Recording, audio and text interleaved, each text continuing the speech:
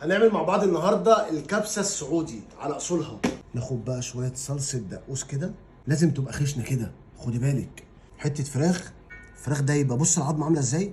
العظمه ادام كده تبين لك ان الفراخ ديت مستويه مليون المية. وناكل على طريقه الشعب السعودي. الطبق دوت وهو محطوط على السفره بيبان ان هو كبسه. ازاي نعمله بطريقه مظبوطه وبالبهارات والتوابل المظبوطه كاننا في السعوديه بالظبط. تحيه طبعا للشعب السعودي والشيف اللي اخترع الاكله العظيمه دي. بص المنظر عامل ازاي. الفراخ متلسوعه واخده الجراتان بتاعتها، ممكن تكون مختلفه شويه لان الكبسه كلها بتتكبس في حله واحده، ولكن النهارده في تريكايه كده مش هتعدي من تحت ايدينا وخلاص. تعالوا نشوف مع بعض الكبسه السعودي على اصولها. يلا بينا. اول حاجه يا جماعه نسمي بسم الله كده، والحله لازم تسخن معايا كويس جدا. بعد كده ننزل بشويه زيت حلوين. عندي البهارات العربي ودي حاجه اساسيه في الكبسه زي ما انتم شايفين كده.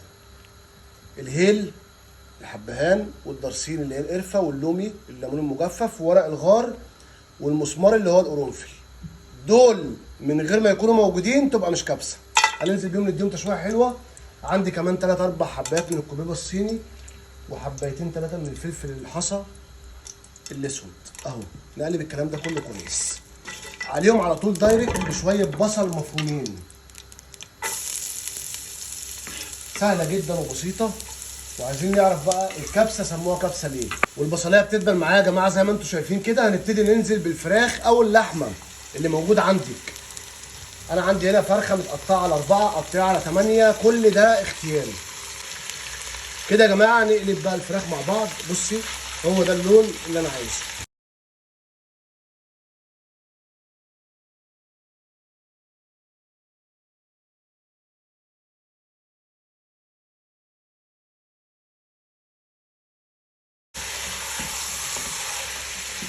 هننزل مع بعض بمعلقه صلصه بوريه، وننزل بشويه طماطم كيوبس،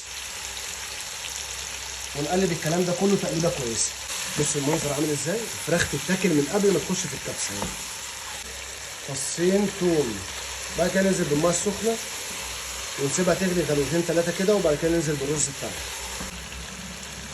الله، اللهم صل على النبي. غلوه واثنين وثلاثه ونسيبها تلت ساعه ولا حاجه.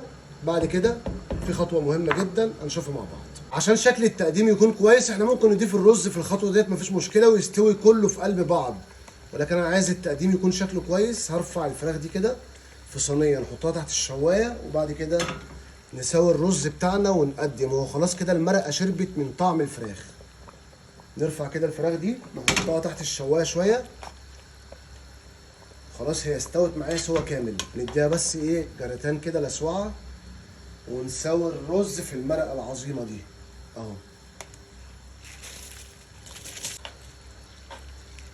هنسيب الرز ده يا جماعه لغايه ما يبتدي يخش معايا في السوا، وبعد كده هوريكم بعد ما الفراخ تطلع من الشوايه يكون شكلها عامل ازاي، وهنقدمها كمان ازاي.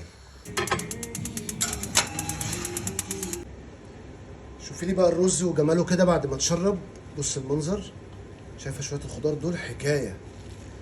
هنعمل جنبها طبعا سلطه دقوس. تعالوا نعملها كده عقبال ما يكمل تسويته، ونشوف الفراخ كمان تكون خدت الوش بتاعها الجميل.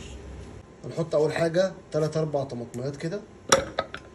1 2 3، وشويه كزبره خضراء، قرن فلفل سبايسي، نحط عصره ليمون، شويه كمون، شويه كزبره،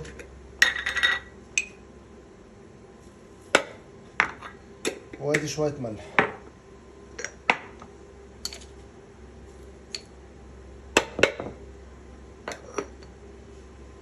سنة بابريكا صغيرة. عندنا كمان فصين من التوم.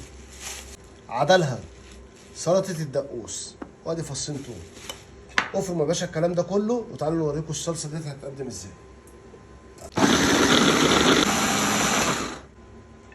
شايفة المنظر؟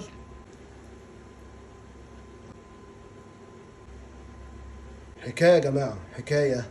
كده يا جماعه زي ما انتم شايفين قدمنا الكبسه بتاعتنا. بص المنظر. البهارات العربي ديت وهي محطوطه في قلب الطبق وانت قاعده على السفره بتبان ان هي كبسه من الملامح بتاعتها. شايفه شكل الفراخ بعد ما تحمر؟ روعه الروعه. تعالوا بقى نحط طبق كده ونقدم صلصه الدقوس دي في النص كده. بصي اهو. خلي بالك صلصه الدقوس لازم تبقى خشنه كده، البعض يعملها ناعمه، ولكن دي الطريقه المظبوطه. الف هنا وشفا عليكم. الكبسه السعودي زي ما قال الكتاب. عملنا مع بعض ايه؟ عملنا مع بعض طبق سعودي بيتكلم مصري بتركايه جديده. ادي الكبسه زي ما انتم شايفين، وعملنا مع بعض صلصه الدقوس. اتمنى تجربوها وهي بتتقدم كده. الف هنا وشفا عليكم. ان شاء الله الوصفه تعجبكم جدا. ما تنسوش تعملوا لايك وشير للفيديو. سلام.